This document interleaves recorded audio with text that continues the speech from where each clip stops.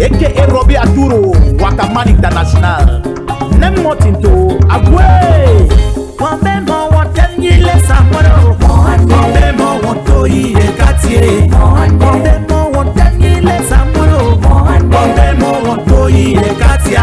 Wambe mo watem yile samoro. DJ Big Mola. Wambe mo wanto iye katia. International. DJ Preferé.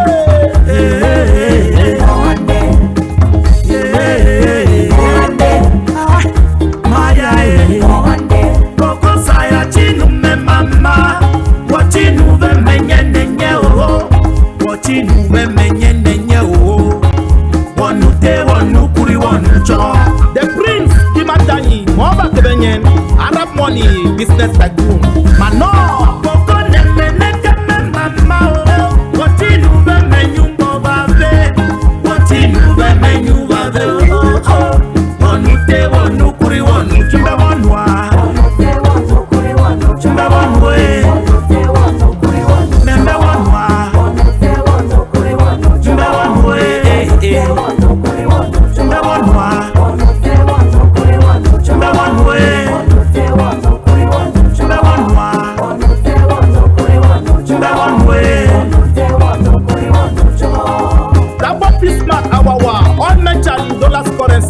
La chicotte des jaloux, n'aime quoi?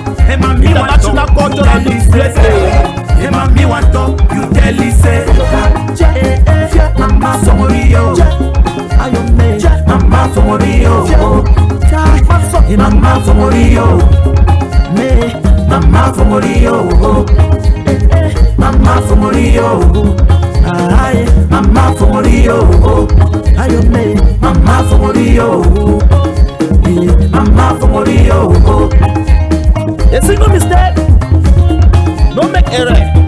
Error from Mutuku. The man on the mix, DJ Maz International.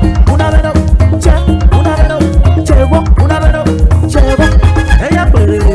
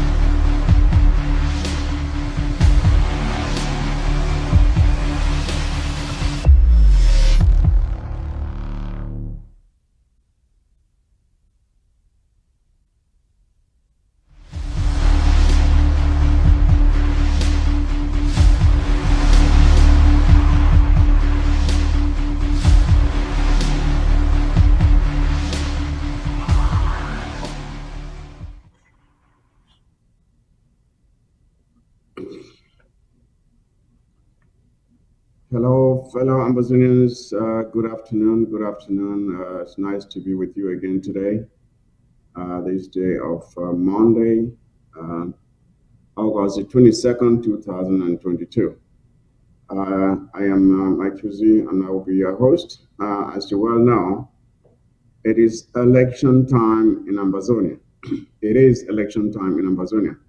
And that is why I'm coming to you on this Monday, which is rather unusual for me to be here on Monday, to bring to you again another candidate for president of the Federal Republic of Amazonia. I will be bringing you uh, the next candidate who will be here to present herself to you so that you yourself will be able to hear from her, introduce herself, and her running mate, and then you can determine for yourself from what they're going to tell you if they are the couple that should be leading our struggle in the days ahead. So while we are starting here, I would like for you to do me a favor and make sure that we have as good a number of persons watching as possible so that I will bring in the next presidential candidate. You all recall that last week, Comrade Chris Ann was here to announce his candidacy for the office of President of the Federal Republic of Amazonia. And today, Madam Gertrude Kisob will be here also to announce her intention to run for that office. And as you well know, it has been announced here before that uh, this network is available, is open and available to all candidates who want to come and share their message to the Amazonian people of their intention to run and why they want to run.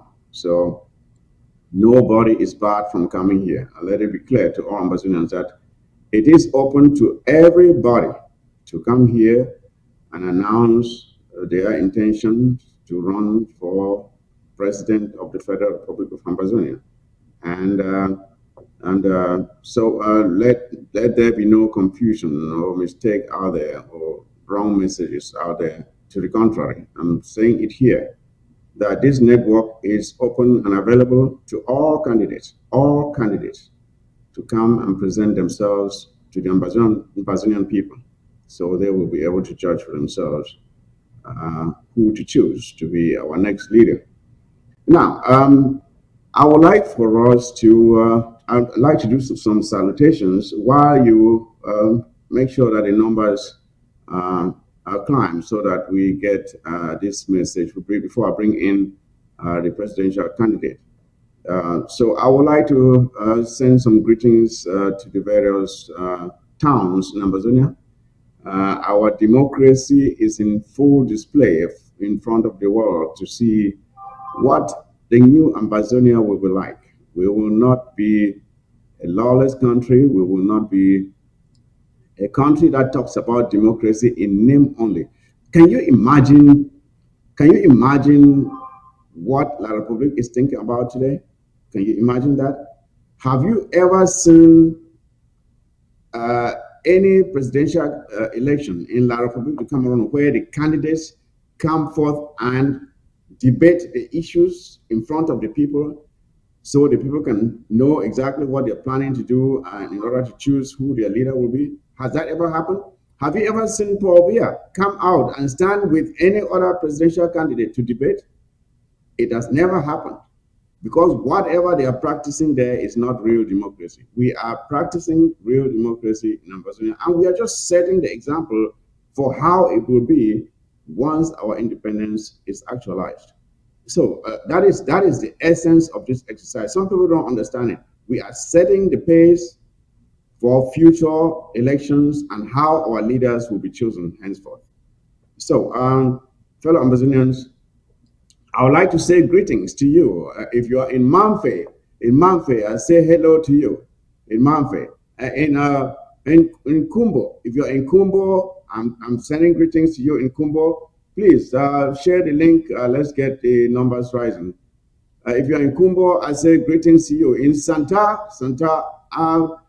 is a place, is the entryway into Amazonia. You know, Santa is the entryway into Amazonia. When you pass Santa, you come right down to upstation Bamenda. And I remember traveling through Santa, and we would always stop there to buy some cabbages, some carrots, and some fresh fruit. And it's a nice place. So, hello to you in Santa. Of course, Bamenda, the biggest city in Amazonia. Bamenda is the biggest metropolitan area in Amazonia. So I'm sending greetings to Abakwa. How are you doing today, Abakwa? I'm extending greetings to you. Of course, Kumba. Kumba is another, I think it's the second largest city in Amazonia, should be Kumba. Yes, Kumba is a very huge economic powerhouse in Amazonia, very huge economic powerhouse. It's cocoa, coffee, and all other things going on there. And then down in Womb, of course, we have the Menchum Falls down in Womb, Menchum Falls, a great touristic attraction down in Womb. In Akwaya, we cannot forget Akwaya, as distant as it may be. And Akwaya is a place where when we take over Amazonia, we will make sure that that area is completely linked by road. You know, it's very difficult getting to Akwaya because the roadway is just terrible or almost not existent, non-existent. So we will make sure that Akwaya is well, it has access to the kinds of roads that will allow the inhabitants of that area to be able to uh, engage in commercial activity, carrying their produce to the markets and back. So we have to link Akwaya to the rest of the country. Boya, of course, is our economic capital. Boya, our economic capital. We cannot forget that. That's where, even in those early days, the Prime Minister's Lodge is located. The Prime Minister's Lodge. I visited it some time ago when I was much younger, and I was blown away by the magnificence of that structure, a historical structure. The magnificence of the Prime Minister's Lodge in Boya. That is our political capital. And of course, we have Victoria. How can you forget Victoria? That's up and coming one of the most beautiful cities in Amazonia. Has a lot of potential and wealth.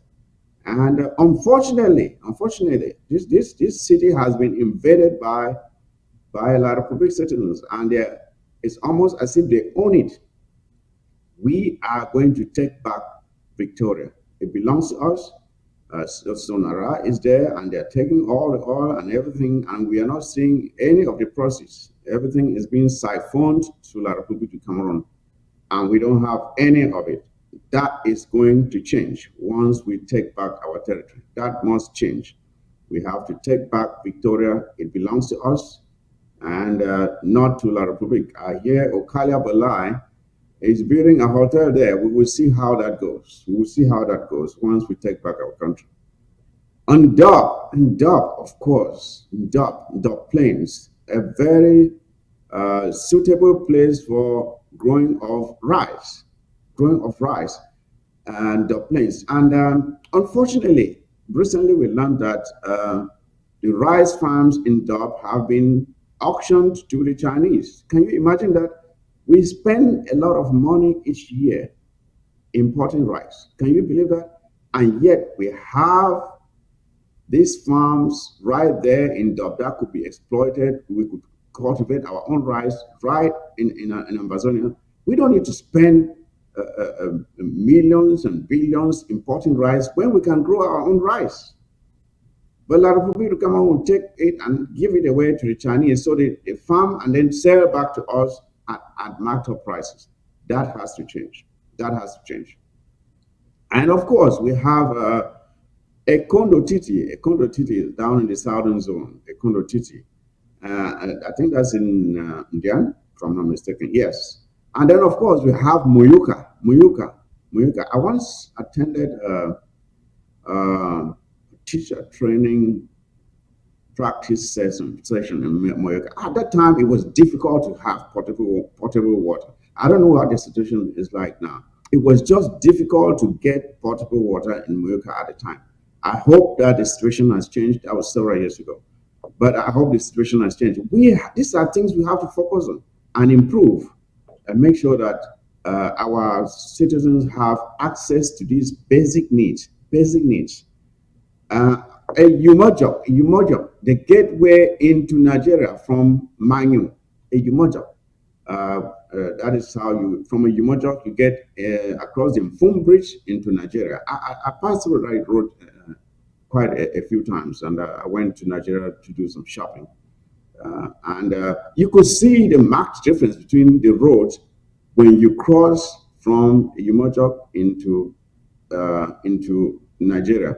The road from the Mfum Bridge going into Nigeria, large, paved, but as soon as you cross into our territory, it was all muddy and bumpy. But thanks to international assistance, that road is not as bad this time. At least it has been paved.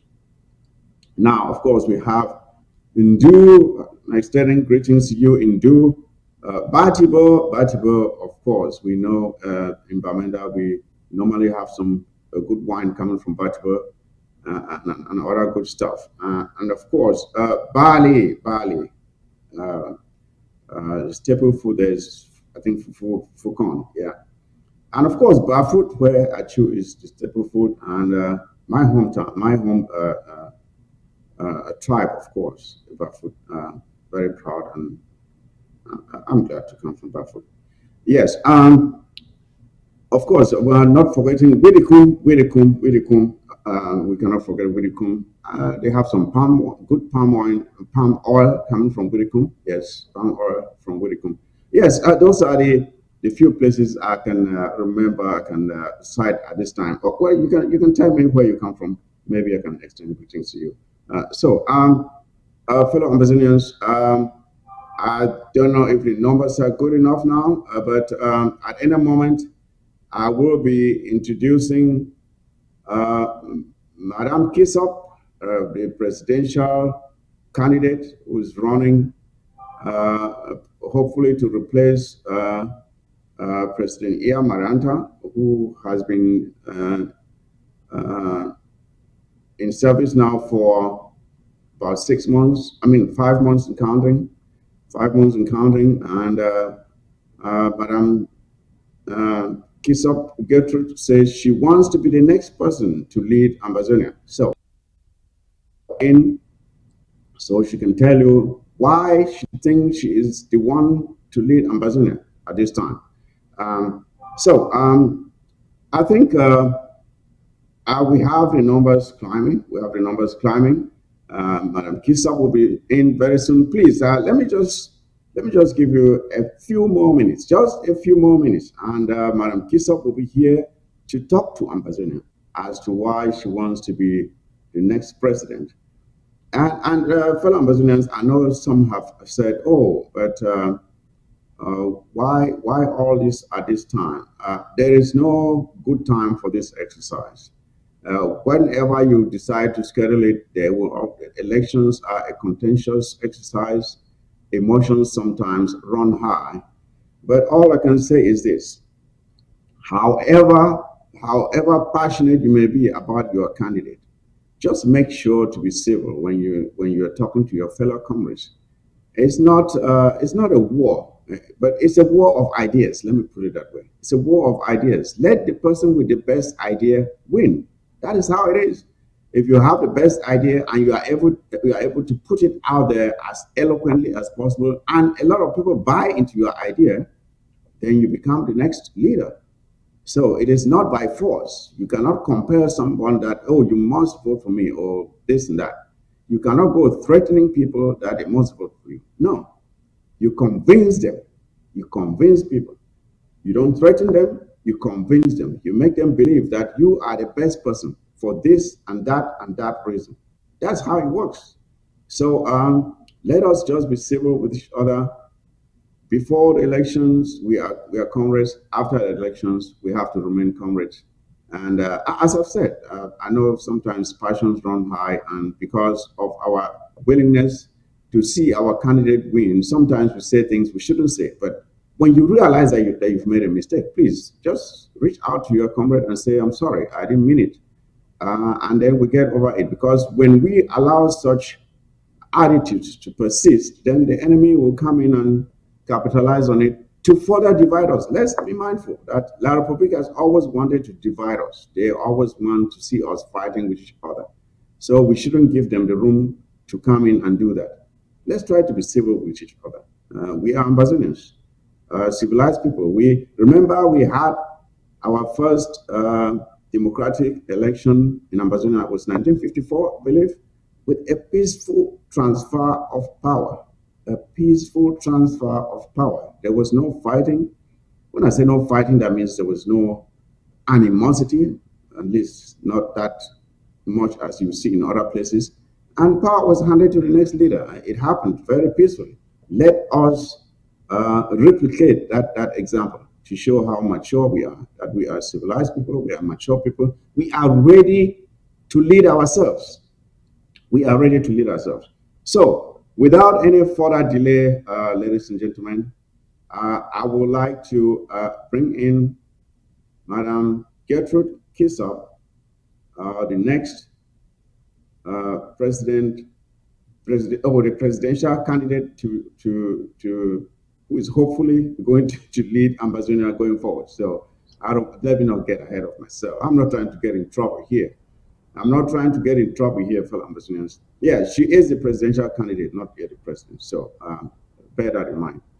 So if Madam Kisob is here, please, can you come in? I think this, she wanted us to introduce her in grand style. She wanted to come in grand style, dancing to her favorite tune. So can we have that song for Margaret so she can come in?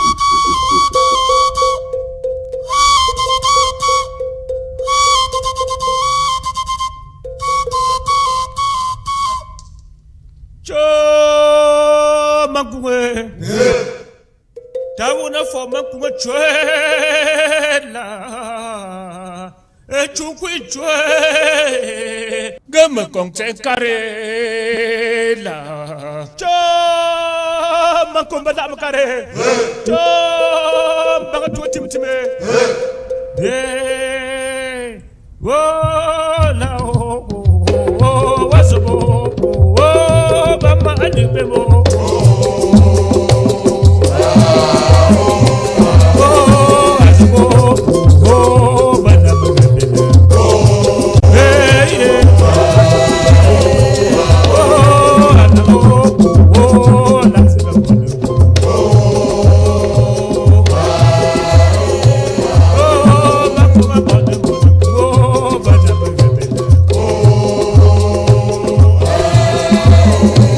Oh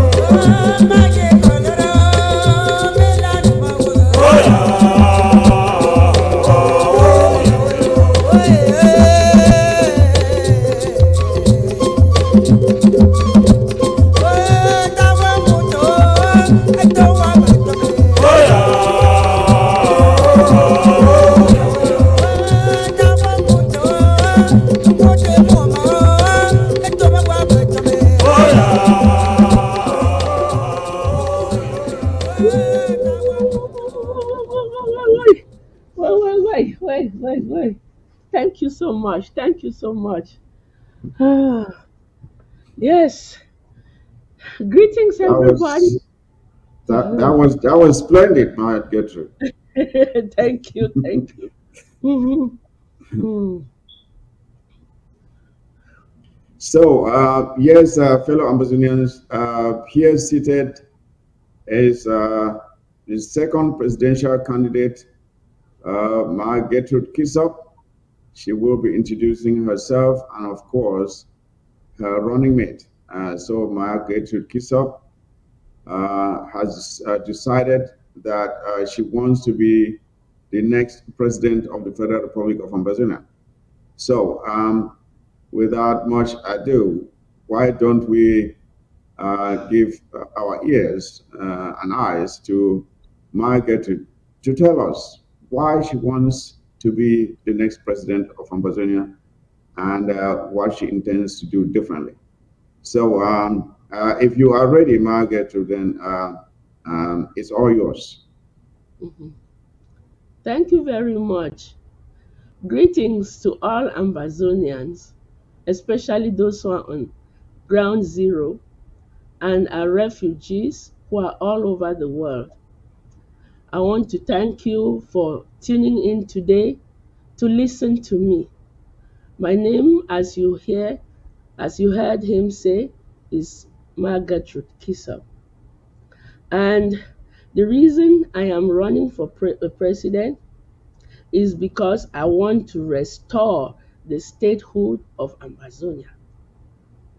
I think that I have a singular skill and opportunity to restore the statehood of Amazonia. And that's why I'm here today, to explain to you why. Now, uh, I will start by explaining to you why we are having an election, because that is a big part that a lot of people have missed and they are questioning. If you know, when we started this revolution, Agwombala was the head of the consortium. When he was picked up, Patasang took over. And Patasang led us until the point where an election was had and Ayub Tabe was made the chairman of what did they call it at that time? Um, SCAPAC, of the governing body. Okay, so Ayub Tabe, when he was elected, Patasang carefully stepped out of the way and gave Ayub Tabe the position. And then Ayub Tabe was picked up and locked up in La Republique. At that time, there was a gap. We didn't have a president or a leader. That transitional period, three people were appointed. There was Bobga Harmony, there was Nancy Asanga, and there was Chief Fonkem. These three people came in as transitional leaders while the search was going on for a leader. Um, and it got to the point where uh, uh, Dr. Sako was appointed, was elected as the president. And at that time, those three people, Nancy Asanga, Chief Fonkem, and Bobga Harmony, stepped aside. And that was a smooth, so we have had many smooth transition of government. Now, when the interim government, the Restoration Council rather, said it was time for election because the President Sako was made president for 2 years. And after that, those 2 years, there was supposed to be an election. When it was time for election, he refused to stand for election. And therefore, the Restoration Council had not prepared for election. That is why there was again a transitional period. So the Restoration Council put in a stand-in. Marianta, who is now there, is a stand-in for you to stand in for us to do what we should have done before even President Sako left. This transition is so that a way can be prepared for election. So when the Restoration Council has put together an electoral body and the electoral body has prepared for election, then they call, now we want people to come in and put in their candidacy. So there are lots of people who are saying, well, Marianta was there for 6 months. Well, how many months was Bobga and Nancy Asanga and Chifonkem? It is a transition. We have to understand, we have to follow the trend, how things are going. And so when the transitional period is coming to an end, they had to open for elections. And that is why I put in my candidacy. Chris Anu put in his candidacy. And Marianta said she too wants to stay. But in other situations, the people move away. However, she says she wants to stay and run. That is fine. And we have also put in, it should not be a problem, because that is how the process has been since the beginning of this struggle. So right now, I'm going to explain to you why I want to run. I want to run because, as I said, I want to restore the statehood of um, the Ambazonia. I want to work hard for us to see our land, to go back. That's why you see me start by dancing, because this is my home. My home, I feel alienated from it. I want to go back to my home and stay there and progress and have our Would you children. like to make a six-figure income? Go ahead. Go Okay, ahead. okay, okay. So I want to increase the strategic firepower, strategic attacks, things that we have to do that would make us win a country. It doesn't have to be one thing. Oh, let's go get a kelebe. Oh, let us do this. Or, no, we have to look from region to region and see what works for what region and what does not work, how we can change things, how we can increase things, how we can take things that we see works in one place and take it to another. I want to be able to listen to people who are on the ground. I want to be able to listen to people who are managing different areas, for those people to tell me, this is how I think it would work here. I cannot be here and have an eye where I see every place and I bring one solution. I think this one solution is going to work for everywhere. No, it's not. It never works like that. There are some places where you will use one method and it works perfectly well. Another area you use that same method and it doesn't work at all. So strategic firepower on the ground is very important, very paramount. Next thing I want to do, which is one of the first things that we are even going to do, is collaboration. You see that we have divided in groups and groups and groups. There are this group, there's that group. Everybody tells us you have to be together. Yeah, everybody has their own group, but when it is something that that is important for us to win our homeland, we have to come together and we talk as a whole. Every group, every um, yeah, let me call it group. Every group would come with their own strength, and when we come on the table, we decide how it is that we think we should win this war. And then we look at whether it is, um, I don't know, whether it's Skapak or Skakuf. I mean, they don't, whether it is, Kisob. uh, what is it? Um, the Morisk. If Morisk says that they know how to do diplomacy very well, we are not going to say no. It has to be only the IG. No. If Sokadef says that they have the manpower, or they have the techniques to fight, we are not going to say no. What we are going to do is, okay, we will have you lead on this aspect.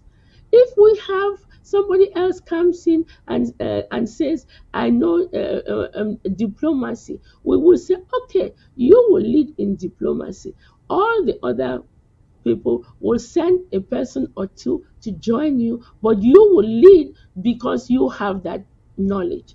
And that is how we are going to work collaboratively. I am saying this because these are things that I have done before. Now, the other thing that we are going to do is diplomacy. There's a lot of diplomacy. We need to start working with everybody. We need to go back to our homeland in Africa. We meet the presidents or the leaders of different African countries and we put our problems to them. We have to have people in Europe. We have to have people in America. And there is no one group which can do all of that. So we are going to come together and work collaboratively. That is the first thing, one of the first things that we are going to do, to see how everybody can participate and build Ambazonia and do what we have to do to make Ambazonia uh, right again, to be our own country where we can go back to. Now, let me tell you about myself, and you will see that these things that I have said to you are things that I have done or I can do. When this problem started, when the lawyers went out on a strike and they were beaten, I was out up in arms trying to find out what was happening, what I could do to help. And the teachers came on a strike, and I called home. I said, I need to know what is happening. And somebody introduced me to Patasan. Right from there, I jumped in with 2 feet, working with Patasan, seeing what it is that we could do, asking questions, giving information. Right here, I joined a group called Strategic Think Tank. And this think tank, we were looking at all the things that were happening and making suggestions and writing papers and helping out everywhere we could. So this is when I joined right from the beginning. I did not wait until there was whatever we had a government. No, before we even had a government, I joined in and I started working and I started proposing things, working with my friends, writing up proposals, meeting people, and we did all those things. Now, it got to a time when Morris came together and launched it did its launching in Washington D.C. I went to Morris. I went to Washington D.C. to see what was happening by myself and to participate and give my own input. At that time, I also went to Akwanga's house, Dr. Akwanga, to see what his own group was doing, Sokadef. He explained to us what he was doing. He gave us videos and pictures of people who are in jail that he's assisting, and we all who were there contributed money for him to continue helping to feed those who were in jail. So I have never discriminated against any group. Any group which is advocating for the freedom of our people, I work with them. So we went to Morisk, and after Morisk, after the launching of Morisk, I was not very satisfied. So I called Patasang. I said, Patasang, we have Skakov.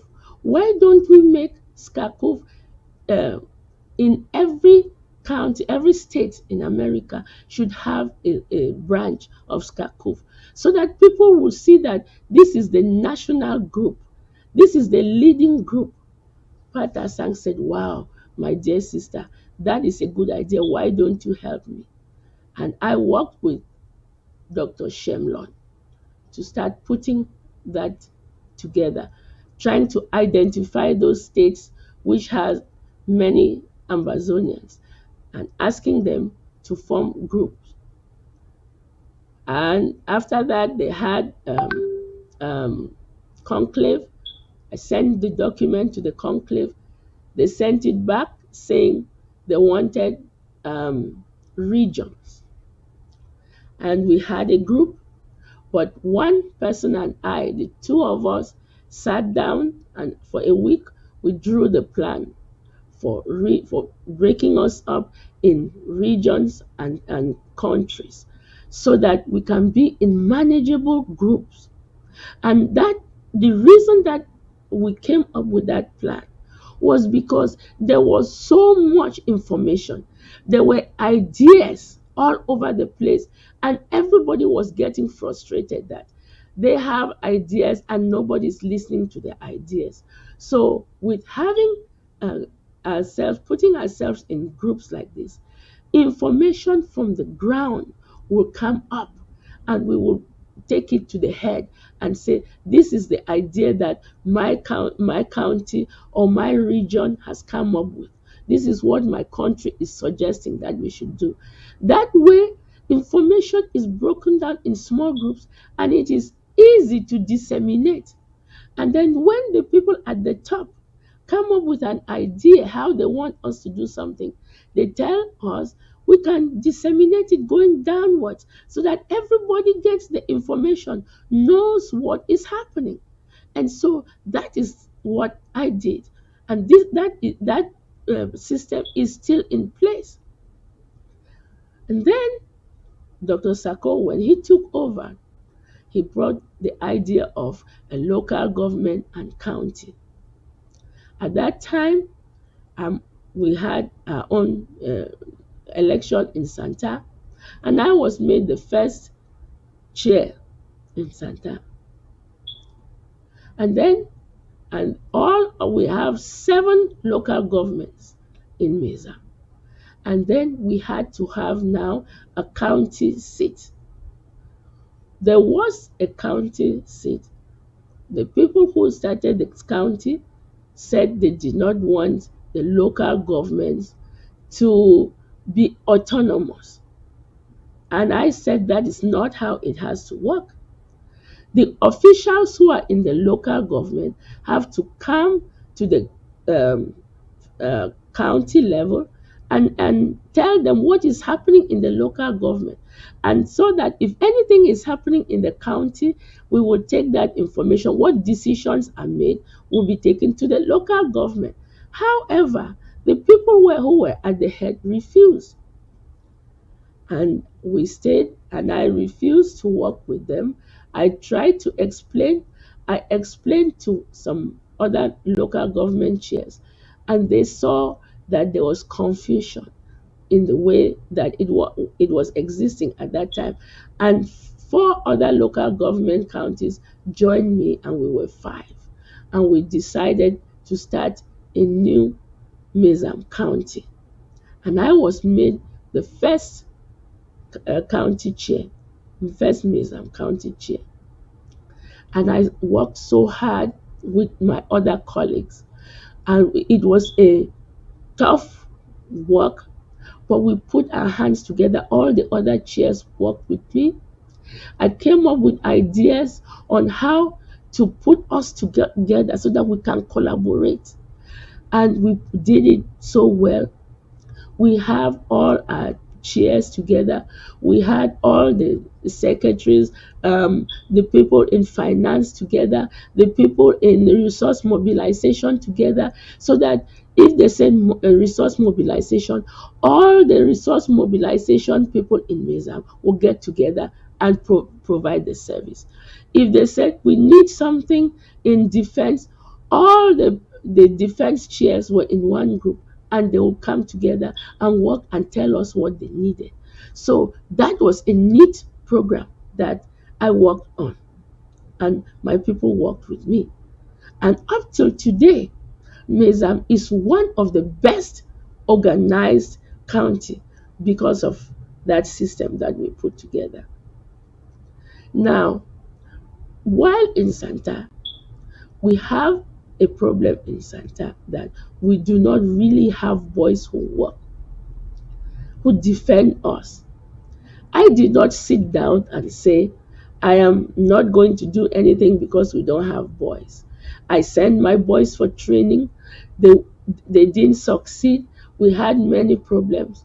But what did I do? I walked across the board. I went to Momo and asked them, can you help me?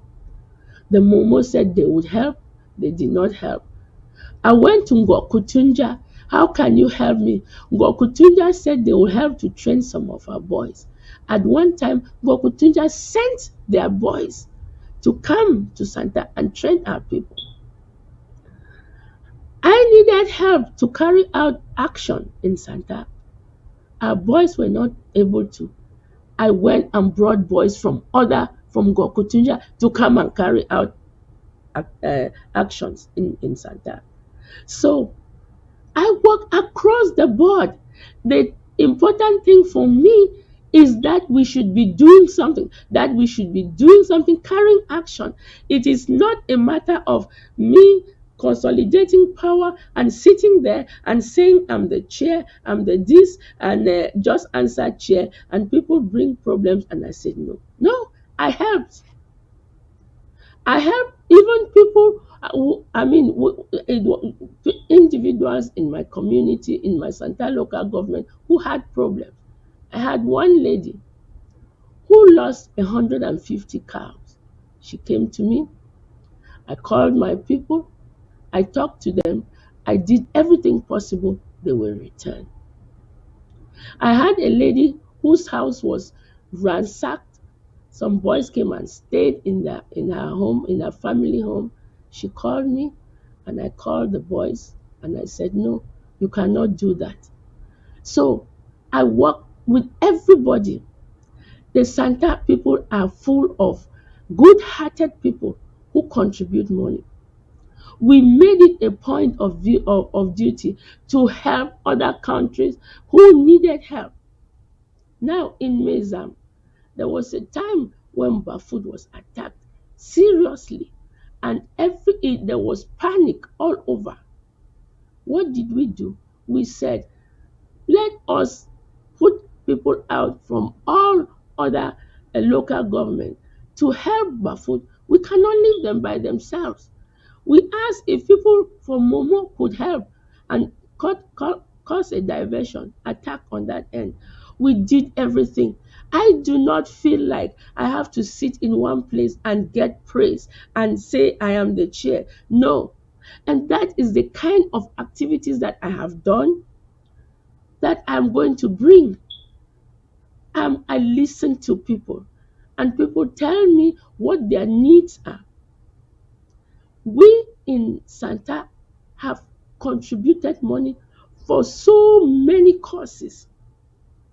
Whenever there was a problem, I would come and say, listen, we have to be one. And Santa people are very generous. We help Ngokutunja, we help Bui, we help Boyo, we help Nkambe, Dongamantu.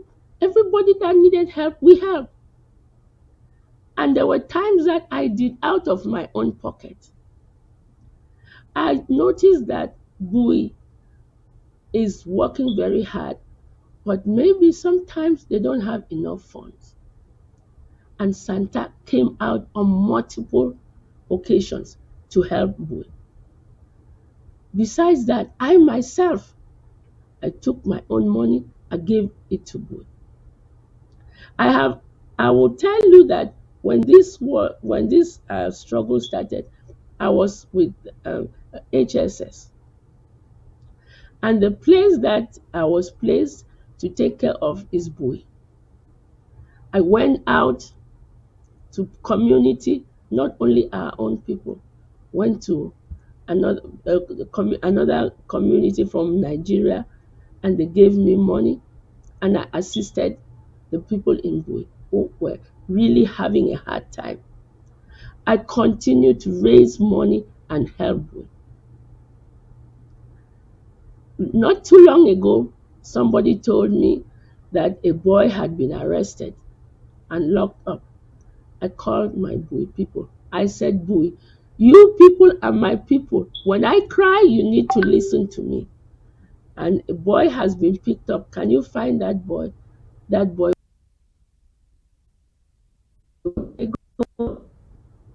A girl was picked up and locked up. They came to me. I called. I said, can you help me? And my Bui people ran all over and brought not only one, but 6 girls who were locked up. So my reach is wide.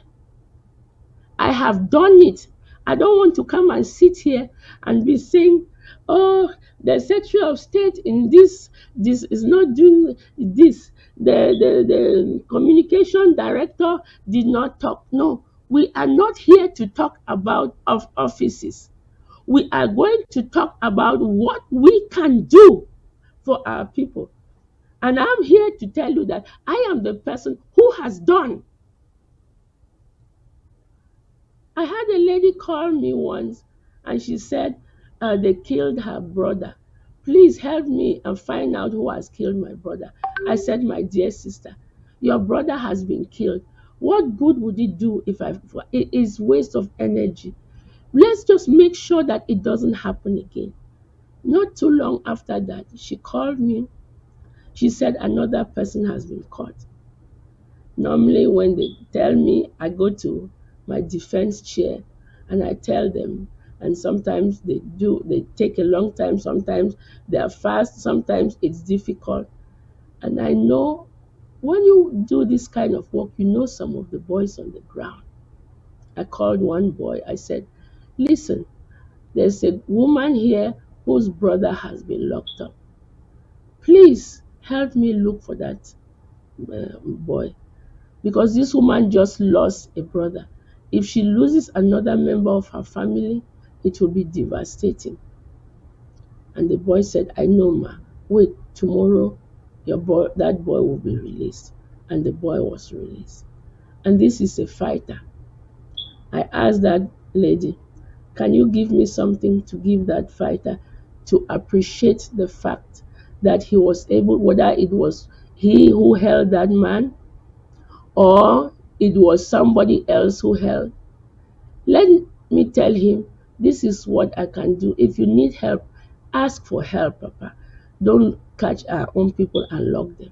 The woman said, hey, you see, Gertrude, she's the one who is kidnapping people to get money. She's kidnap. I don't kidnap for money. I'm helping. I help my people.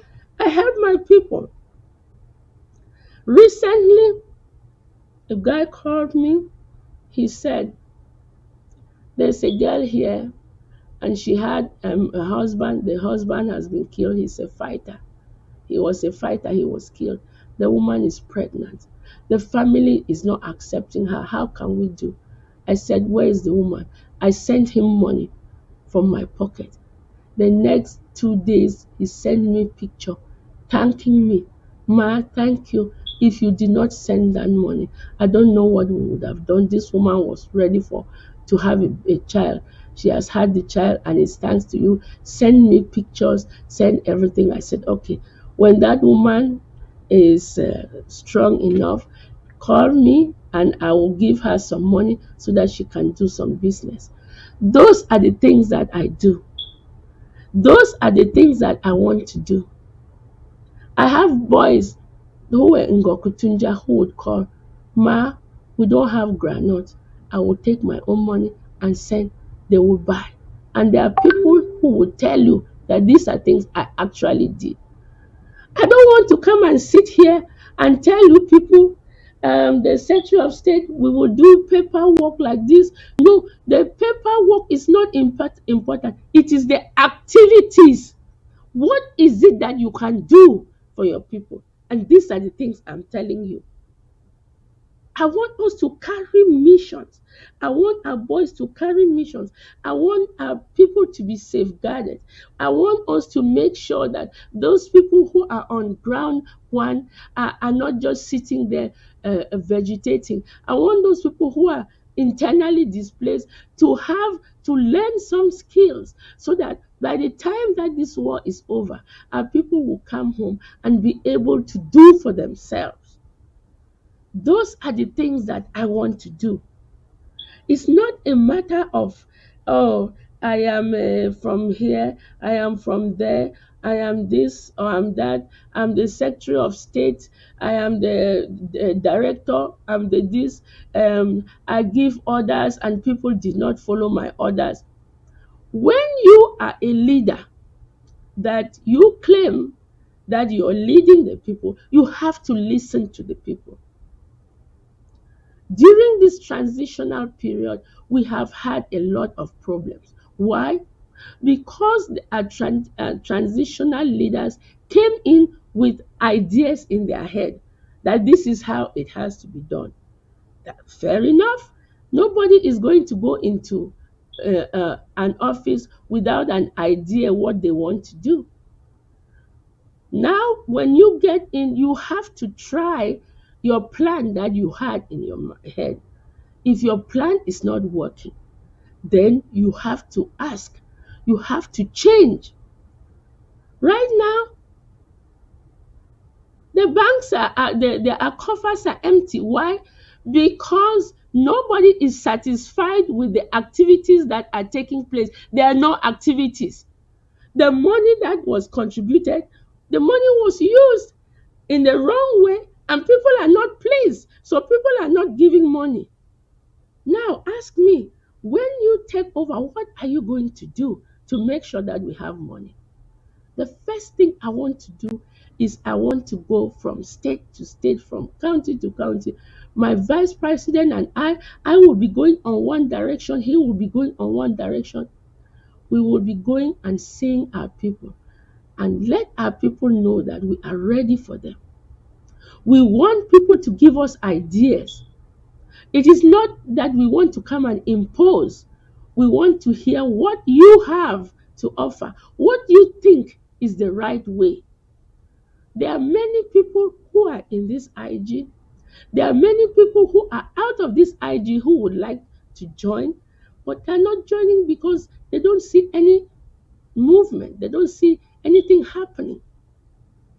And people say, we have bought this, we have bought this. It is not what you buy.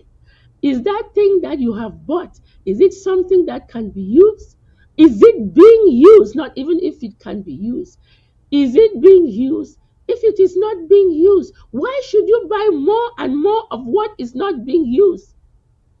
Why don't we look at Indian and say, this is what Indian did, which was good? Why don't we go to Momo and say, we saw Momo did this? Why don't we go to Ngokutunja and say, we saw Ngokutunja do this? We say, okay, let us take what Ngokutunja did and share that information and say, okay, this is the tool that they use.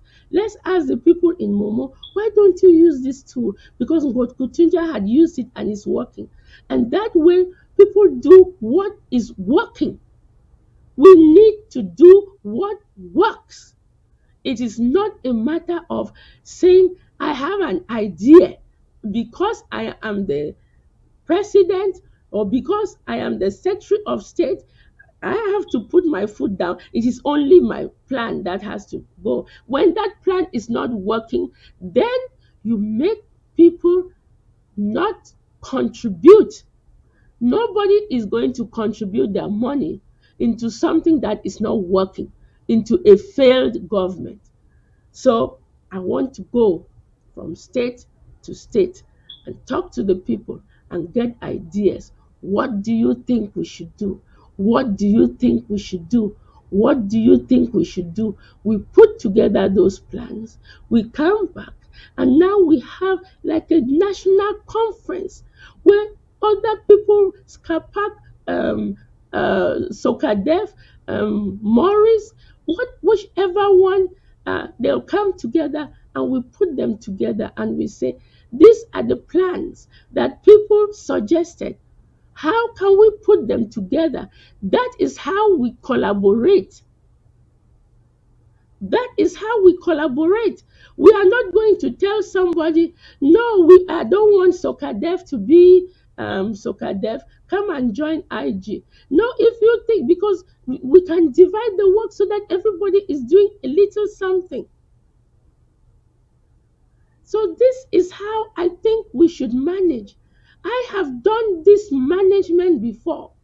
I have done it in Santa. I did it in Meza. You see how organized it is. Give me the opportunity. Let me do it.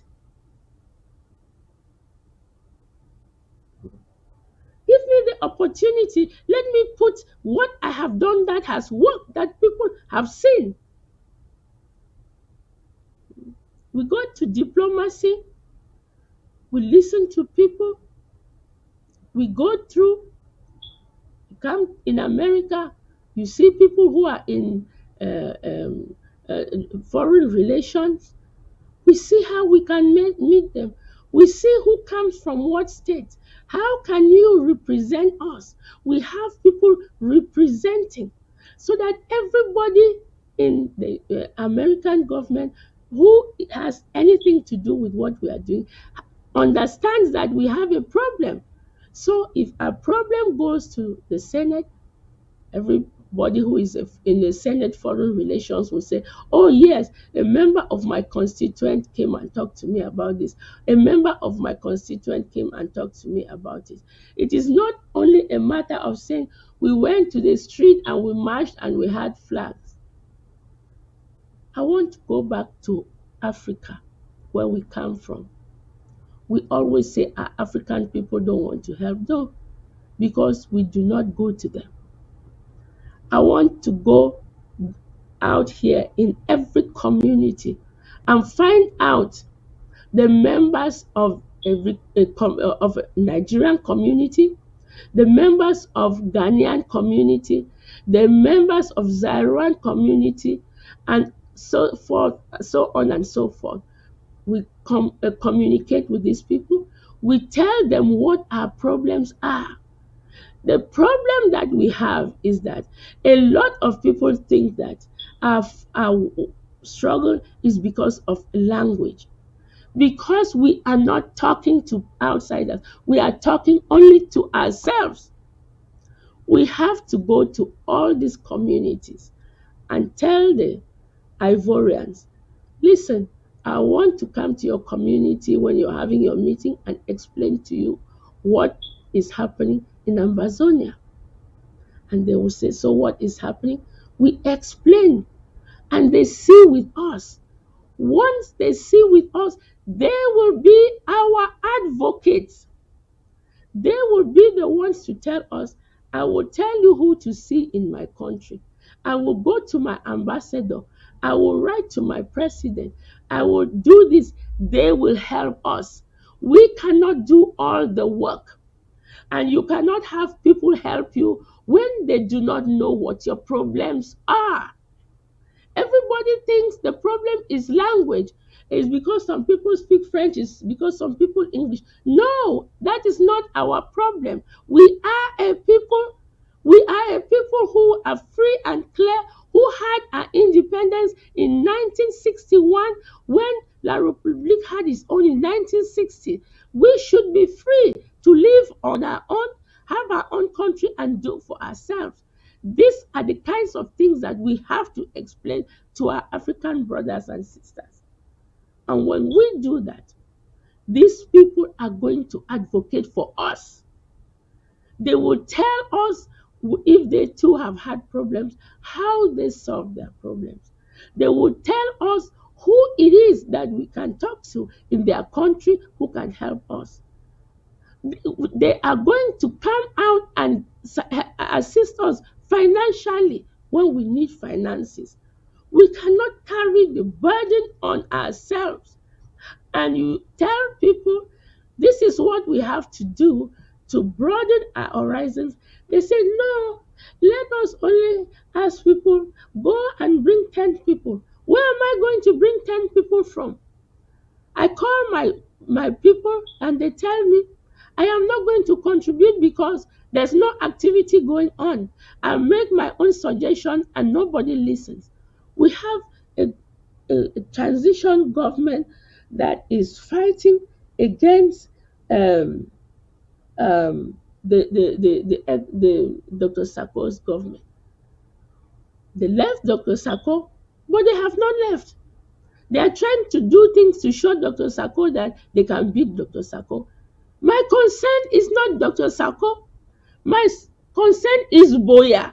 I want to reach Boya. I want to go to Boya. I want our people to have our own schools, our children to go to school. I want us to have clean water. I want us to have good roads. I will tell you, when I was growing up, we did not have paved road, but we had PWD, Public Works Department. And they graded the roads. They had machines that tampered down. They spread water. Children would run after and drink water and play. But the roads were taken care of on a daily basis. We had water. there was water on the tap, on the street. There were taps on the street. That's what I meant to say. And children went and fetched water and took home. Even the people who are mentally retarded, who are running up and down on the street, could drink clean water. What do we have now? The taps have all been taken. If you cannot afford to put the tap in your house, you're useless. We have to understand all our fingers are not the same. There are poor people who cannot put water in their homes. They should be able to drink clean water. The result now is that so many people have wells at the back of their house.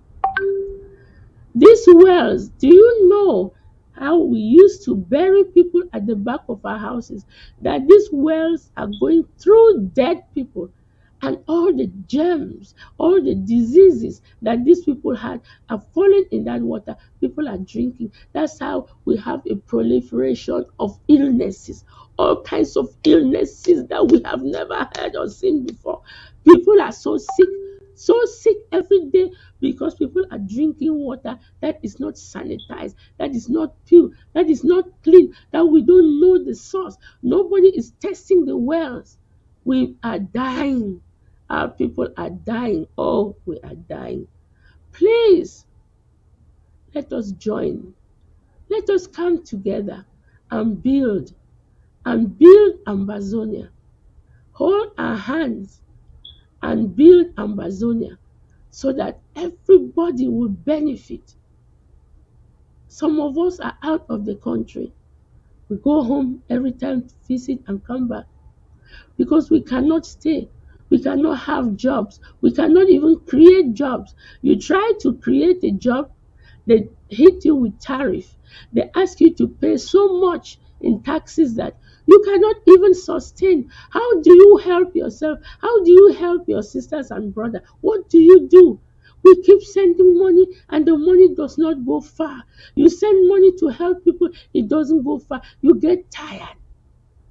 That's not how life has to be. How life has to be is that you help people, you give them something, and they take it and they invest and they go on and they build. You see, somebody says, I want to make chin chin. Only making chin chin, they become rich. They make it like an industry. You see, right now, I see a lot of produce coming from Ghana, Nigeria, and other African countries that are made by small groups of people. It is not the government. The government cannot take care of everything. So, please vote for me. Vote for me. I am going to make sure that we get to Boya soon. I have a plan, and these are my plans I'm telling you. We have people who are in foreign lands suffering. We have people who are in La Republic suffering. We need to start helping these people. We need to start getting money and giving people training so that people are ready to come back. You see, all our land, they have burned our land, burned villages, so that if we give up, they will bring foreigners to take over. When foreigners take over this land, there's no way that we will ever have our independence. It means they have planted themselves in there to make sure that we will never be pure again. This is the chance of our lifetime. This is the last time. If we do not push out La Republique and have our own country, they will take all this land that they have burned down. They have destroyed all these places so that they can come in there and build and establish themselves and be in our country. So this is the time. I don't want us to be a group of people who say, oh, this man, let us have this plan, bring me the money, and then we will do this or we will do that. And at the end of the day, nothing happens. The boys on the ground are suffering. Some of those boys have become rogue. They kidnap, not because they want to, it's because we contribute money here and we do not use it for the purpose that it is intended. And I want to show you that that can be done. I have done it, I will do it. I hear somebody say, this is a guerrilla warfare, this is a war of liberation, this is, oh, we must have a woman. I mean, we must have a man. We cannot have a woman. This is the only time you will see me laugh. Because I will tell you, when the white man came to Africa, go and check your history. The people who stood up and fought were women. Go to Amazonia history. You will see the calm women. The calm women were fierce fighters. They told them to make their ridges in a certain way. They said, no, we are used to making our ridges like this. This is how we will do it. They came and talked to them about how they should marry, how men can maltreat their women. The women said no. The women marched from Com to Bamenda station to protest. The Com women, it is in history. Go look on your history, you will see how the Com women protested. How many men? Tell me the group of men who protested. You know what? When the white man came, what he did? He looked at the produce that we have, look what he can get from us. He told us to plant coffee, plant cocoa, plant this, plant that. And we said, no, we don't want to plant them. We don't need them. They said, no, we are governing you. You have to pay for governance. How are you going to pay? You're going to use our currency. And therefore, you must work for us. You must plant cocoa and coffee and all those things. And then those people who did not have land, they took them and had them to work in their plantation or to dig roads from the hinterland to the shores where they could carry the goods. How many men argued? How many men said, no, we are not going to plant cocoa and coffee? How many men said, no, we are not going to dig the road? Another group of women who fought were the Igbo women. The Igbo women were paying taxes. They came to them and said, the men are paying taxes. Now let's add your women. Let's add your goat and your chicken. And the Igbo women said, men, go into the bushes. They went into the bushes. And the Igbo women demonstrated, and that thing was cut off. So when people sit here and say, a woman cannot win a war, it is because I don't know whether your mother is not telling you that she is the one who manages the home. Go into your own families and see what is happening. Our fathers who cannot plant, who cannot sell coffee and cocoa, they have their wives who are selling njama, selling potatoes, selling this, and paying children school fee. So show me the man who is so tough that is running his house without a woman. Let me show you trunks of women who are the ones running their homes, and they give their husbands the name that the men are the one at the head of the household. So next time somebody tells you that don't let a woman run a government, you tell them that so many women have done it and they've done fantastic work. You look in your own home and you tell them what happens in your own family. So let me tell you, the women are the backbone of every society. If you cut half of your brain, we are going to lose. I need us to use all of our brain. Use the women, use the men, let us go. And I need you to vote. I want those people, if you are not voting, you come from a local government, you go to your local government and say, the chair of my local government is voting, but I am putting my own vote for Ertrude. You put your vote, you go there and you vote for me, and so that when the chair of your local government goes, my name will be put in the till.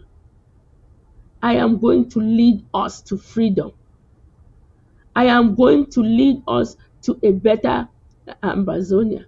I am going to free us from bondage. I need you to vote for me. Do not listen to people who do not have ideas. I don't want the person because they have a pretty voice, or they can say the secretary of state did this, the director of this, they did this. Yes, you must call me champion. You must call me. Most people call me Maji. Some people call me Mama G. I accept. It is not the name. It is the work that you can do. I want you to look at who can do the work. I don't want you to look at somebody because he has a nice name, because they wear a pretty suit. I want a person who can roll their sleeves when they say go to work. I want you to ask Vice President Abongwa. He will tell you that at 3 o'clock he used to call me when there were problems in Mizab. I will get up and solve that problem. It's not going to change. I will do even more. I will wake up at 3 o'clock and answer that bell. I will tell you that I have never said no to any call. I have never said no to assisting anybody. I I helped a boy in Christmas. He called me, Ma, please send me something. I don't have anything for my family. I sent him money. He told me, Ma, if you did not send me money, I would have kidnapped today. I have spent my own money to make sure our boys and girls, our people, our parents on the ground are doing well. So, my dear brothers and sisters, vote for me. Vote for me because I love my country. Vote for me because I carry the flag of my country and I will lead us to Boya. One last thing that I want to say. I know a lot of people will say you should not say this, but I will say it. There are so many people who say, no, our forefather said it's only somebody from the southwest who has to lead. I am from the northwest. I'm a graphic Pekin. You see my attire, you see my cap, you see I entered with my country dance. I want to lead my country, not any zone. I want to unify our people. I was born in Manfe. I grew up, I went to school in Kumba, went to Boya, went here, went to school in Bud. What does that make me? Can I, are the people from Manfe going to say, okay, you were born in Manfe, you are a Manu child? Or I go now to Bamenda, they say, no, your parents are from Bamenda, but you were born in Manu, so we don't want you. We are one. We are one. We need to see the person who can do the job. We do not need a person because they come from here or from there. We will miss our luck. So I am counting on all of you to put in your vote, to look at the person who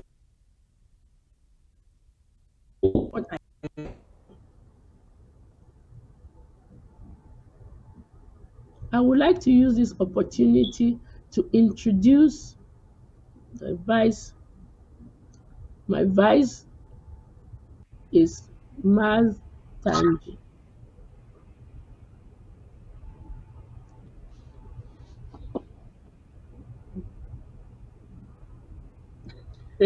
Hello, fellow Amazonians. I greet you, my countrymen, the boys on the ground, the girls. I greet you. Margaret Ruth, you have spoken and I take off my hat to you. Who says a woman cannot lead?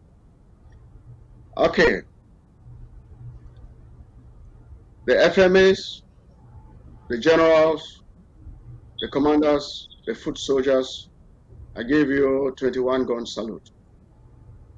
You people are defending our nations, putting your lives on the line and taking the bullets. And it's about time we support you, and we support you with real weapons or with real tools that you can use to do your job. I will start. Margaret Road has spoken almost everything. You can hear all her skills and experience, what she's done in the past, and how she intends to take that to the Ambazonian level.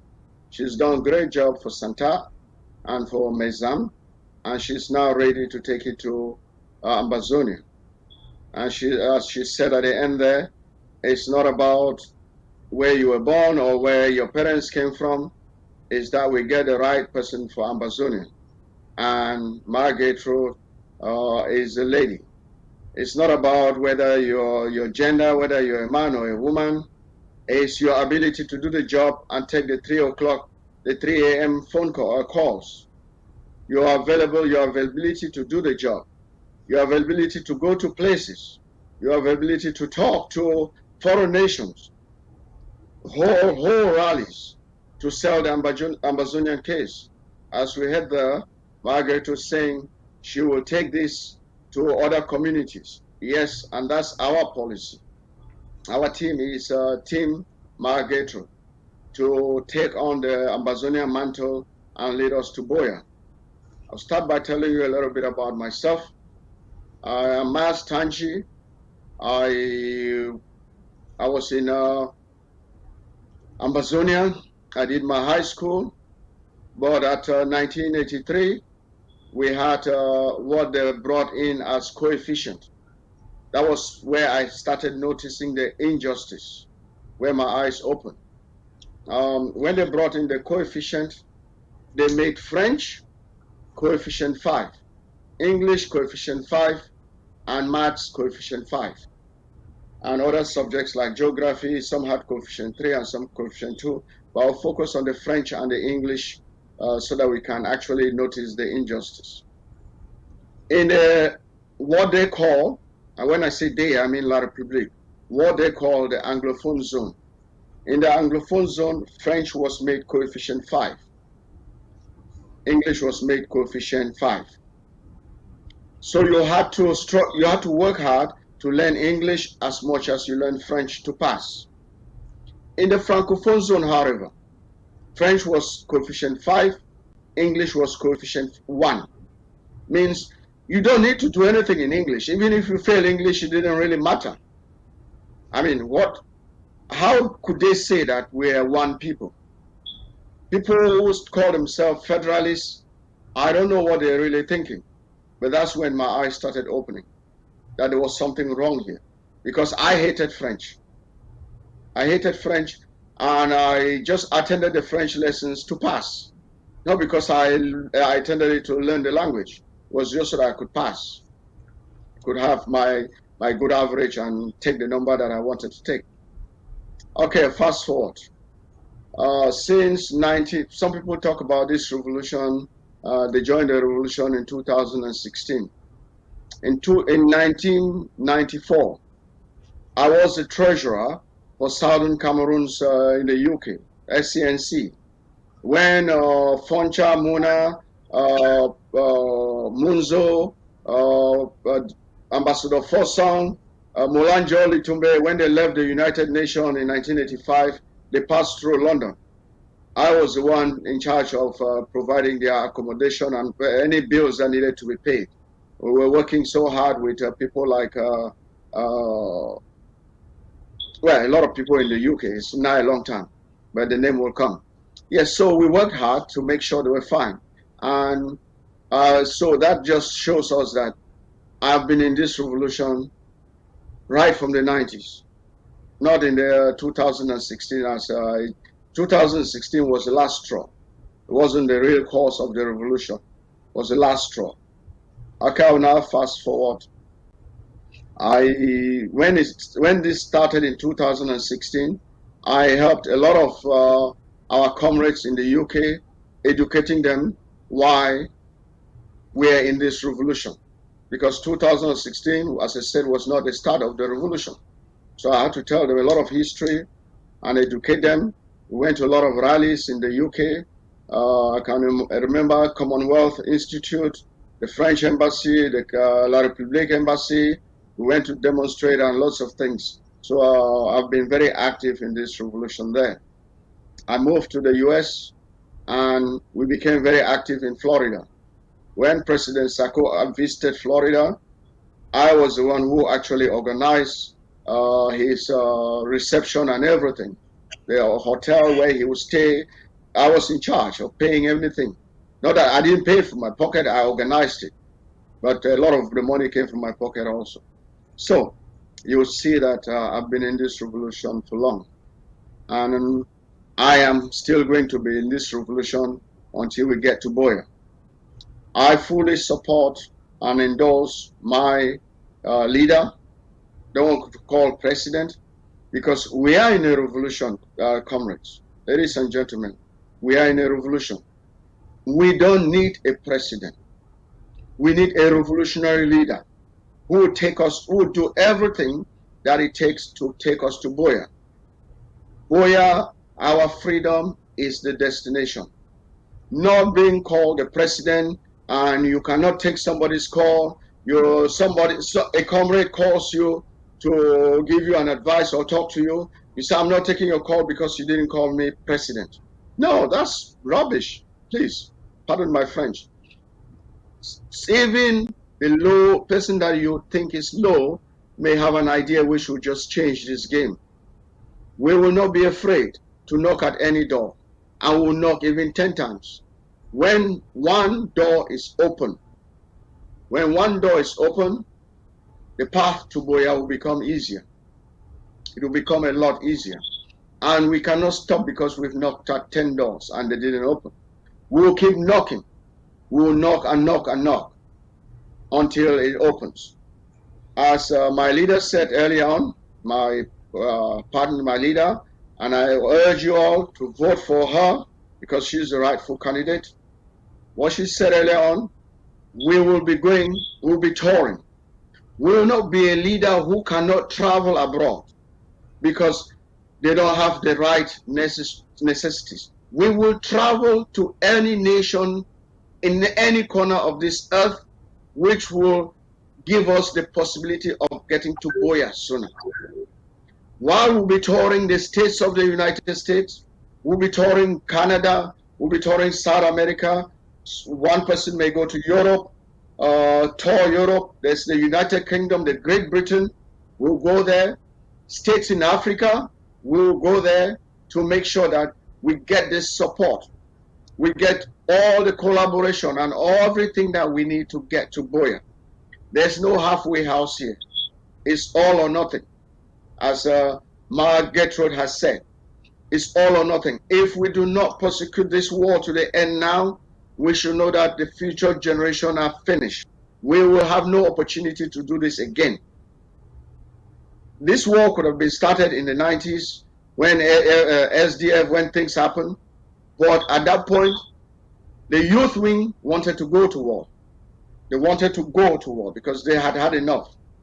But the political wing advised them that the will of the people was not there.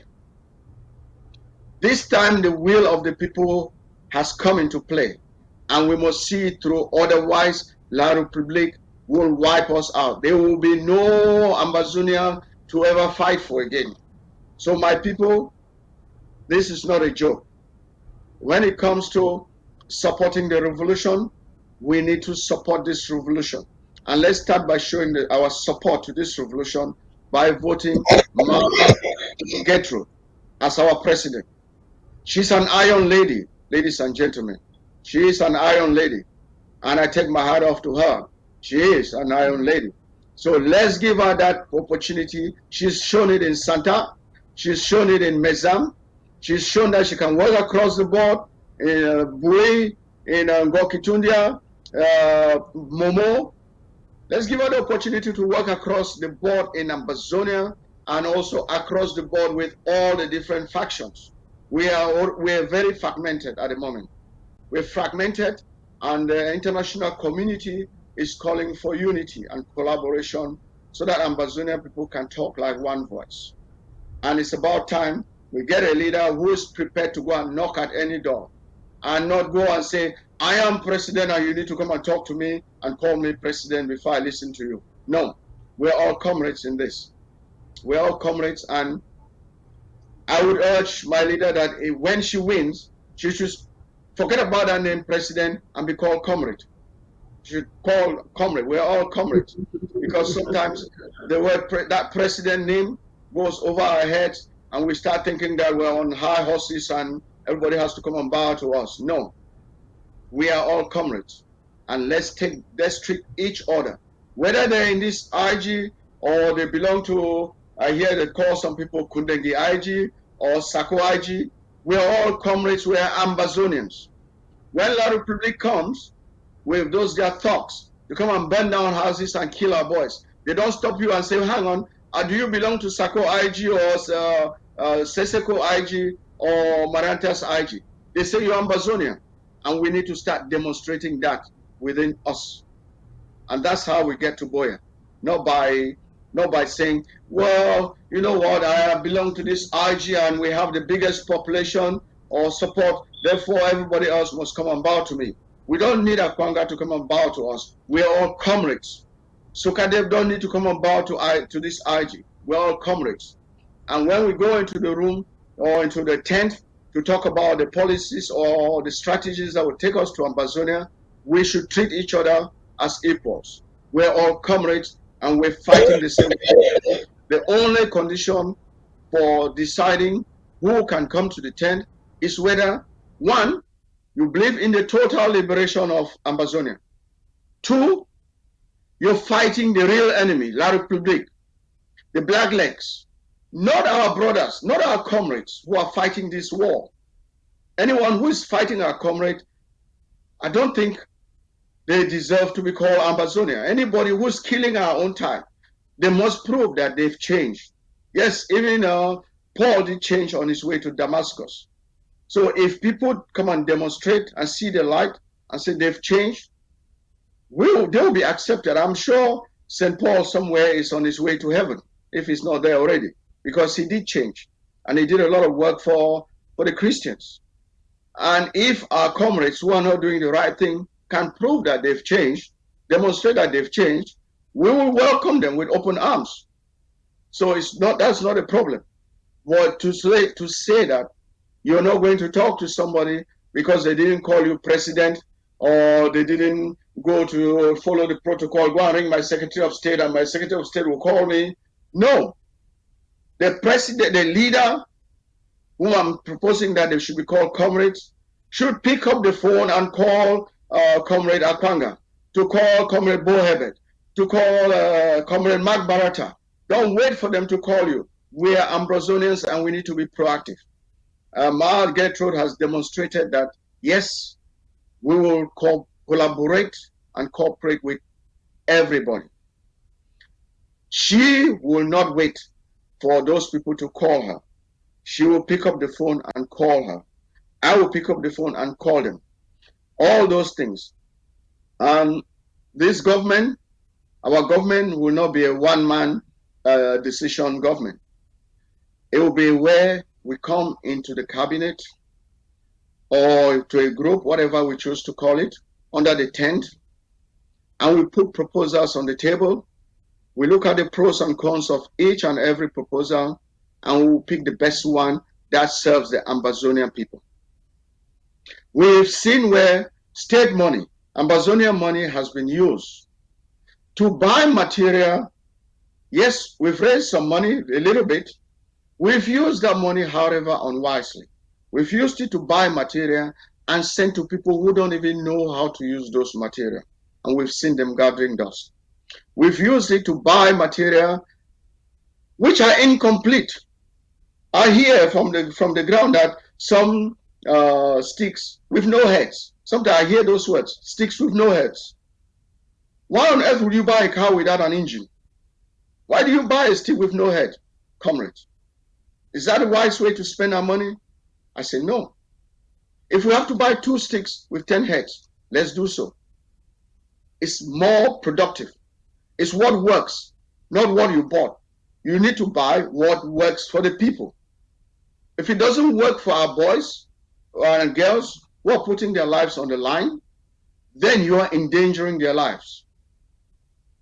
Then you are endangering their lives. And this government will not stand for that. Ertrude and myself and the cabinet that will put in place while we do the collaboration and we do unity will consult with people on ground zero. See what they need, see what we have in the coffers and what we can afford. We will come into an agreement with them and we'll only purchase, we'll only supply those things. We will not go around wasting Amazonian money. I hear about transparency, accountability, and all the other T's.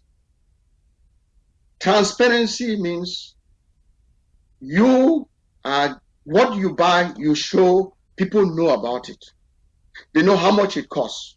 I don't mean everybody in the public. People know about it, what it costs, where it is. We need to have stock so that in case of an emergency, we know where what we Amazonians have where, so that we can quickly get those things and get into action. At this moment, this government does not even know what we have where. They cannot give a full account of that. Our government, the Department of Defense, will be able to give you an account that, look, they will not tell you the locations where they are, but they will tell you that in this county, we have this. We have this. In this county, we lack this, so that we can supply it. In this county, we need this, but we don't have it. We have big rubber guns, we don't have heads. We have heads, we don't have big rubber guns. We have sticks, we don't have granules. We supply what we need so that Amazonian people's money can be used properly.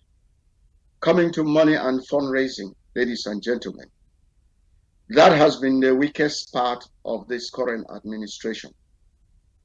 The outgoing administration, the outgone administration, Sarkozy administration, did a great job in raising funds. They did not do a great job in using it. So let's take on raising. This government has not been listening. We have advised, we've been to meetings where 15 people in the meeting, 13 people advise what to do. 2 people, being the current president and the vice, said, no, we have made our mind that this is what we will do on Sunday, and we're not changing it regardless of what happens. Ladies and gentlemen, that's not the way we run a government, especially in the revolution, a quick changing environment like that. If something is not working, you consult your people and you make adjustments and change. You don't stick to the original plan, which is failing. If it's failing and you keep going, you'll be like what we say in our tradition: the fly that does not listen follows the corpse to the grave. Yes. Don't do it. We will not be that. We're here to work for the Amazonian people. We'll work for the Amazonian people, make sure that the Amazonian people get the quality of what they deserve. When it comes to funds, I'll talk a little bit about myself on that now. I have worked, I've run my own private business. I've worked in financial institutions. I've worked in big organizations. I have raised funds. I even do payroll. And I will bring those skills to this government. Margaret will bring her skills of going across the board, which I don't lack. I don't lack those skills either, but she will bring those skills and we'll put them together. When funds are being raised, We'll manage them properly. We'll know, okay, yes, you're buying the accountability. You're buying this stick. Did you consult the people? Yes, we consulted the people. Do the people really need it? Yes. Let's supply it. Do we have the funds to do it? Yes. Then we commit. We don't go around making promises we cannot keep. We don't go around saying we will supply every county with a big stick when you don't even have the money for 2 sticks. We will not do that. That's irresponsible. Then talking about the sticks, I have worked with the Ministry of Defense in the United Kingdom. I've worked with that department for over 5 years. So I know when it comes to acquiring those things, I know what I'm talking about. Ladies and gentlemen, I worked with NATO, the military organization, for 2 years. So I've worked with generals from Turkey, generals from the US, all from in NATO. There are 28 countries.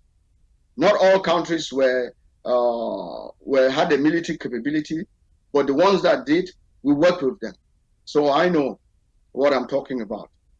But we will only supply material to areas that need it.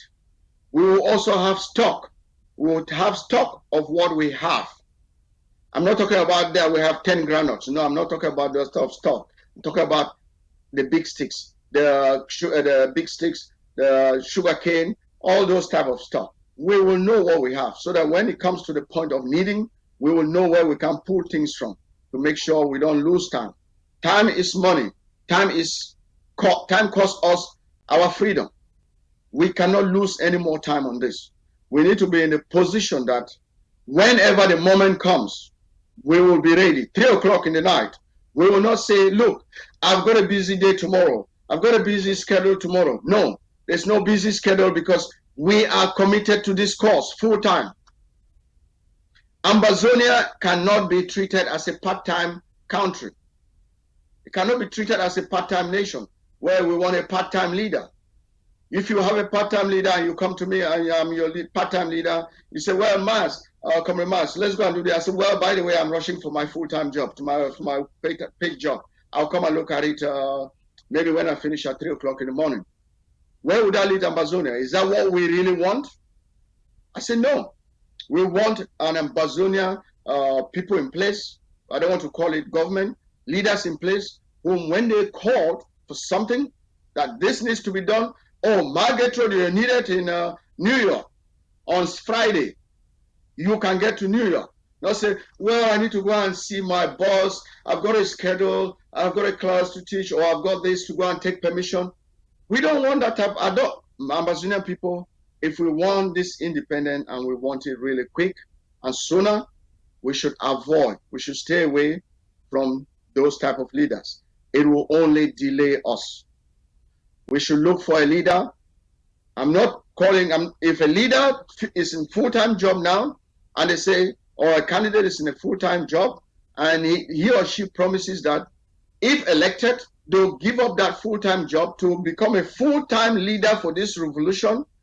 We are at war, then take that into consideration. When Margaret Road is ready to take the 3 o'clock call, to jump out of bed and put on the suit and go out and do the work, roll her sleeves, and so am I. So whatever happens, ladies and gentlemen, vote for Margaret Road. A vote for Margaret Road is a vote for a sooner realization of our liberation, and we get to Boya. Thank you for giving me the time, and thank you for giving us years, and we hope that when the polls open on the 6th of September, whatever happens, remember the name Margaret Road. She is an iron lady. I thank you for listening to me. Wonderful, wonderful, wonderful. The Ambazonian democracy out here for the world to see. Thank you, presidential candidate Margaret, and thank you, vice presidential candidate, uh, my chairman, Maz Tanji. Now, before you go, I won't let you go too fast. I just have one question for each of you. And I would like for you to be as brief as possible because we are running behind time now. So now, Margaret, I know that there are people who will look at you and say, "Oh, just another woman again." They will say, "Yet another woman." I thought we were getting out of that this time. So my question to you is this: as I said, be as brief as you can. Are you ready to take the 3 a.m. call? I think your audio is not Volume, on. audio, volume. Yeah. Okay, that's good. Okay. Okay. Mhm. I am ready to take the 3 a.m. call. I have done it before. I will do it again. And I have nothing, no impediment. I will take the 3 o'clock call. I will get up alert and ready to run. Thank you. And thank you, and I appreciate your brief answer. And to you, Chairman Maz Tanji. And I know that some time ago, people thought you were the person to run for president. But here you are, running as a running mate for Margaret Kisob. So what changed?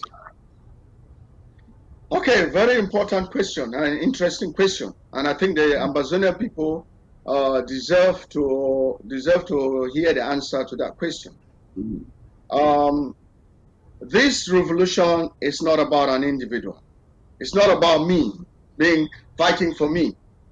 If at any moment I feel that, or somebody comes to me and says, "Look, Chairman Mans, give me the chance to prove myself and take Ambazonia. You want to take Ambazonia? You want to take the Ambazonia people to Boya in 5 years, but give me the opportunity to take them to in 3 years. I am not going to be the one to hold Ambazonia to hostage for additional 2 years just because I want to be the one." So, if an experienced person, we can see in Margaret Road and everyone what she's doing, what she's done in Mesam, and what she's done in Santa and across the board. And she is very happy that, yes, she will do that job. I will give her the chance. I will not punish the Ambazonia people for additional 2 years. And even if Comrade Akwanga came to me today and said, "Look, I want to join the IG, and Comrade Mars, you know my track record. I want to run as a partner, as a running mate for Margate Road, and I can assure you I've got this thing in place, this one in place, and this thing in place, and these are the benefits." And I look into it, I would happily say, "Yes, Comrade Akwanga, come and run as a running mate for Margate Road. Let's get to Boya in 2 years, not 5 years." So it's not, people shouldn't think that I stepped aside because I don't want to run for presidency. I would have run for leader of this revolution if somebody more passionate, if somebody comes and shows me that, demonstrates to me that they're more passionate than me, as a humble person and a noble citizen of Amazonia, I would say, "My brother or my sister, take it and show us. Let's get to Boya." That's how it is. It's not about me. Thank you. Thank you very much, Chairman Maz Tanji. And for what you just said there, I wish that all our leaders can adopt that attitude of selflessness. Selflessness. That it's not just about you, but the overall objective of liberating our homeland. That you shouldn't just sit there, especially if you are not able to do the job, and say, "I must be here." And you should be able to give way to someone, some other person who is maybe better qualified, or as you put it, more passionate than you are. And the overall objective should be who has the best talent to deliver for Ambazonia. That should be the main thing about this election. It should be the priority. So I just want to thank you too for coming on board and sharing your story with Ambazonia. Fellow Ambazonians, you have listened to presidential candidate Ma Gertrude Kisob, and she did introduce her running mate, Chairman Maz Tanji. So it is up to you now. You have listened to them, consider their candidacy, and give them your vote if you like what they have told you. Well, as for me, I'm not going to say anything, because I'm not going to say anything about who I will vote for. That is my personal choice, right? So now, in summary of what we have just seen here today, we have heard the track record or the history and the biography of Margaret Kisob, and we've heard that of Chairman Maz Tanji. They have presented to the Amazonian people their own idea of or the road they would like to take Amazonian to get to freedom. How do they intend to lead Amazonia to Boya? And in the presentation, you have heard different ideas, different suggestions, maybe different from what we are currently practicing or the methods that are being used by the current government.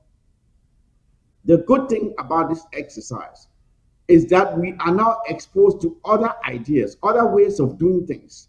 It should not be monolithic, that it must be this way and not, and then void of everything else. We are now exposed to these ideas. If at the end of the day, there are three candidates here, there are three candidates. If at the end of the day, one of them emerges as the elected president, these ideas that they have already put out are now available out there for the winner to adopt and to include in their programming on how how Amazonia will be ruled or led. And that is a good thing about this election because it brings out other ideas which probably would not have been considered before. And it is beneficial to the whole process. It improves our efficiency, it improves our governance, and makes it much more possible for us to achieve what we're fighting for. So people shouldn't just look at it in terms of just picking a leader. It challenges even the current administration to think outside of the box, to make sure they are coming up with creative ideas to convince the Amazonian people that, okay, we think we should be maintained for this reason and for that reason and for that reason. I hope they are doing that. So, fellow Amazonians, to end the program, I would like to say this. Africa has always been considered a place where the rest of the world will dump their whatever they don't need anymore, their waste. It's a place where the rest of the world dumps their waste. When they have their own leaders that lead for a period of time and they give up power so that the next leader will take over and deliver for the country, when they come to Africa, they want the same person to sit there for decades and decades and decades. A typical example is Paul Biya. While France, that is supporting Paul Biya, has had multiple leaders during the course of Paul Biya's presidency. France has had multiple leaders, but when it comes to us, they are imposing the same person on us. What I am saying here is this: the time has come for us to demand excellence. We have to demand excellence. Demanding excellence means we should ask for the same things that they are enjoying. If they think that a president should not be in power for more than 10 years, as it is in France, why can't we have the same thing? You have 5 years for each term, and 10 years, you're out. If in the US, you have 4 years, and after 8 years, you're out. Why can't we have the same thing? We have to start demanding excellence. We have to stop settling for less than perfect conditions imposed on us. And that will not happen until we ask for it. We demand it. I shouldn't say ask. We demand it and we continue insisting until we have it. That is what this election is about. We are establishing a foundation for our own democracy, which will pave the way for the kind of growth and development that our people need. So I will expand on this demand excellence maybe tomorrow. Before I forget, fellow ambassadors, tomorrow at 8 p.m. Amber time, the Restoration Council will be here on ABS to answer your questions on this very election. So if you have any question for the Restoration Council, make sure you sign on to ABS TV tomorrow at 8 p.m. The registration members of the registration council will be here to answer any questions you may have on the modalities, on the calendar, anything you may want to know. Sign on tomorrow. The phone lines will be open and you'll be able to call and ask your question to the Restoration Council and they will be ready to answer your questions. I hope I made that very clear. Again, the Restoration Council will be here tomorrow, 8 p.m. Amber, to answer your questions on the conduct of these elections. Any questions you may have had, you will have the chance to ask them why they schedule these elections now. If you have any questions about the modalities, they will be ready to answer your questions. So again, the watchword for all of my programs now will end with this: demand excellence. Don't settle for mediocrity. Don't settle for anything less than perfect. Demand excellence. That is the watchword, and that is what I want all Ambazonians to strive for. And with that, ladies and gentlemen, the elections are on. I hope you're taking part. Let the best ideas win. So, and with that, I say, take good care of yourselves and each other. It's been nice having you on ABS TV. Good night.